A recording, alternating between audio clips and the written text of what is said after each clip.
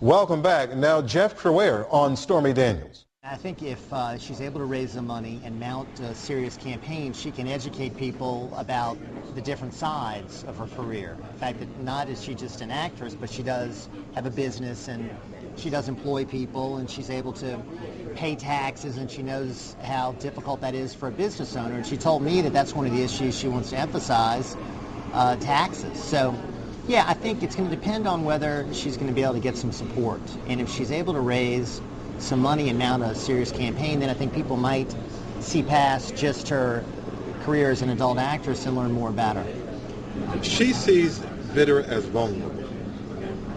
Is he at 58% polling right now? I think he is somewhat vulnerable because his base of support are white voters. And the poll that was released by Bernie Pinsonet showed that he is vulnerable there. He doesn't have the kind of solid support among white voters that he needs. Certainly because of his high-profile opposition to Barack Obama, he's going to have a lot of problems getting African-American vote. He's going to have problems getting votes from people that are more moderate because he's taken some pretty strident conservative positions. So I think he is vulnerable for the right candidate. I haven't really seen the right candidate come forward, though. I'll talk about the right candidate in a minute, but what is his base? Can he count on his base given his position on running as a family values candidate and then the D.C. Madam case? I think the base is right now leery. I mean, I think they're behind him until someone else can come forward and maybe present his issues that has maybe a more credible background. I think he damaged himself. I think that David Vitter realizes that. I think that's why he's taking such strident vocal positions, because he really wants to prevent somebody from the conservative side running against him in the Republican primary. So he's trying to lock up the base of the Republican Party, because he knows if he can get that conservative base, it's going to be hard for any other Republican to beat him. Is he doing that now? Because after all, Tony Perkins, for instance, said, not my race. Yeah, he's doing it, and he's also got Bobby Jindal doing fundraisers for him, and he's raised a lot of money from those Republican bigwigs who like to back winning candidates, and he's been extremely successful raising money. And he's been, overall, Michael, extremely successful recovering from this. A lot of people thought he would have to resign after it came forward. Eliot Spitzer had to resign. Other politicians caught in similar situations had to resign. So he's been very skillful in getting through this and at least being in a position where he's, if not the favorite, at least even money to win re-election. Jeff, go back 2 years ago when he made the apology. Did you ever think that 2 years down the road, with a year to go in office for him, or 18 months or so to go in office, that he would be in this position? Well, I knew that he would try, because I've watched David Vitter throughout his career. He's tenacious.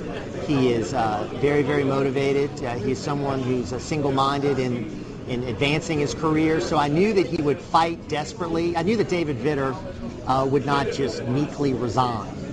And he didn't, and this has probably worked out as good as it possibly could have for David Vitter. What surprised me is that no one other than Stormy Daniels is talking seriously about taking him on. I mean, some people are being mentioned, but she's the only one at least even talking about running against him. Why is that?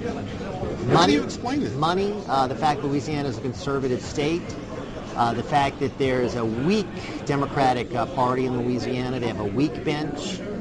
They don't have much as far as strong politicians. And those factors combined with Republican reluctance to take on a sitting U.S. Senator.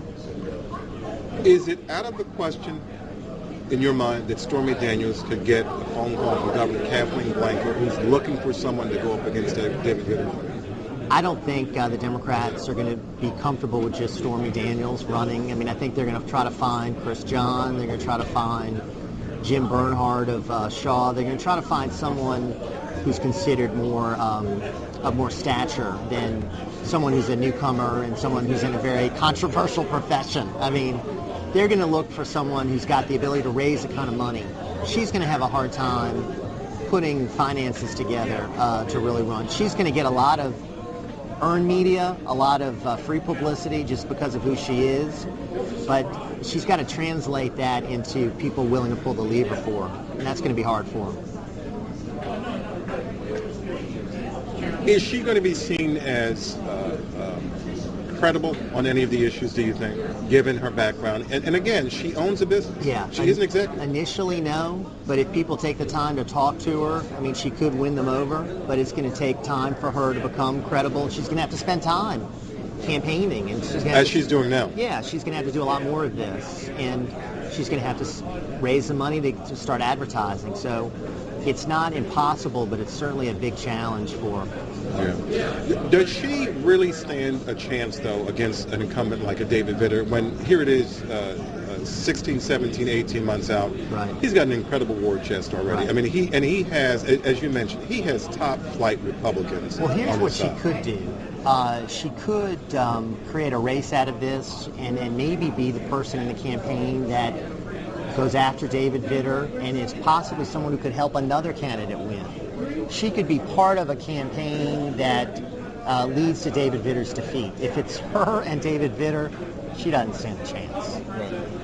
But if it's her, a few other candidates, and David Vitter, and she is able to expose what he's done, and she could maybe be the only candidate that really would feel comfortable talking about David Vitter's relationship with the D.C. matter. She could be a factor in the race. Is it your sense that any of the candidates you mentioned already, potential candidates already,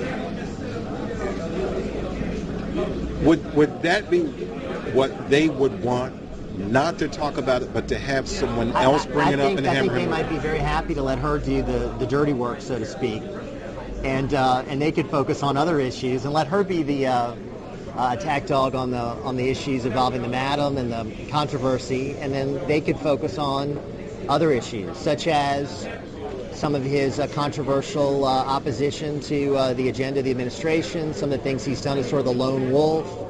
I mean, there are a lot of things that people, maybe his temperament, some of the issues that he's taken that some believe has sort of been showboating and so forth. Political analyst Jeff Crouere on Stormy Daniels possibly running against Senator David Vitter next year. Next, a rising hornet in the NBA.